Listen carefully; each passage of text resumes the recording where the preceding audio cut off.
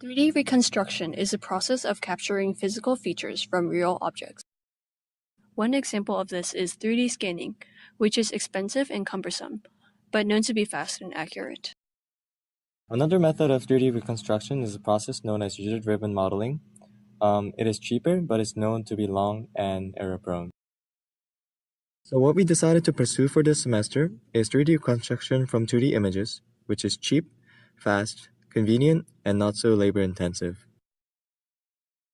The topics covered in this presentation are projection coordinate transformation, homogeneous coordinates, and complex eigenvectors and eigenvalues.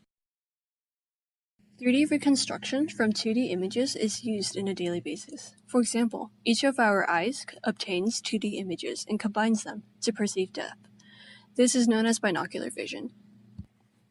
In addition, companies like Disney and Google integrate this concept in their software to create a compelling visualization. In order to perform 3D reconstruction, we needed information such as the focal length and the field of view of the lens, as well as the pitch, yaw, and roll of the camera, all of which are cumbersome to obtain. In order to bypass complexities in the physical domain, we simulated the world and its reconstruction with 3D graphics. Reverse engineering the 3D model would mean taking 2D images and reconstructing the original model. To obtain the 2D images, we started with forward projection. The view matrix is a coordinate transformation from global coordinates to the camera's coordinates using its basis.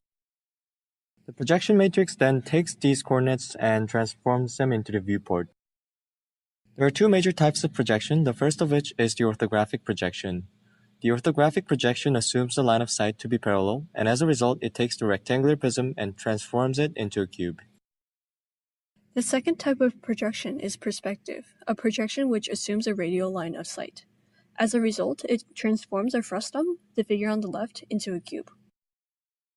The figure on top is the canonical projection matrix. The eigenvalue decomposition of this matrix yields the bottom two figures, which represent the eigenvalues and the basis. The x and y components are merely scaled, whereas the z component is sheared, which explains the complex eigenvalues and eigenvectors. In the process of projection, the depth component is lost. Therefore, we cannot simply take the inverse of the projection matrix. Our initial approach to inverse projection was triangulation, which is taking the x and y components from the images and using the focal length of the lens to construct a vector directed towards a point from the camera. Based on where the two vectors intersect, we can find the 3D coordinate of the point of interest.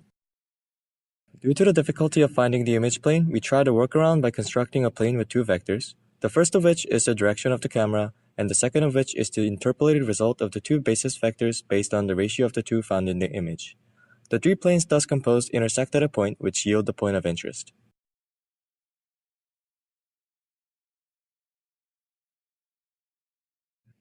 This is our original object in world coordinates. As you can see, there are three cameras in the scene. Red, green, and blue lines each denote the camera's x, y, and z axes respectively.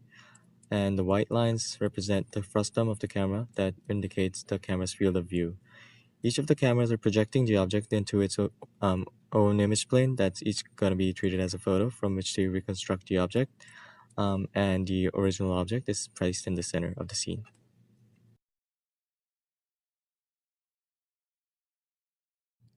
The image on the left is the world coordinates as before. The image on the right is the projected image onto camera 1, which is this one. As you can see, the projected image is exactly the same as the image on the left, other than the flipped x-axis, as you can see.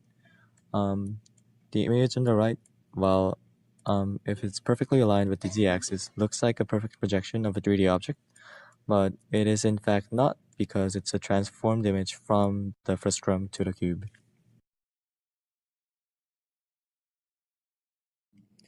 The image on the right is the reconstructed image based on the three images taken from the camera. As you can see, they're identical.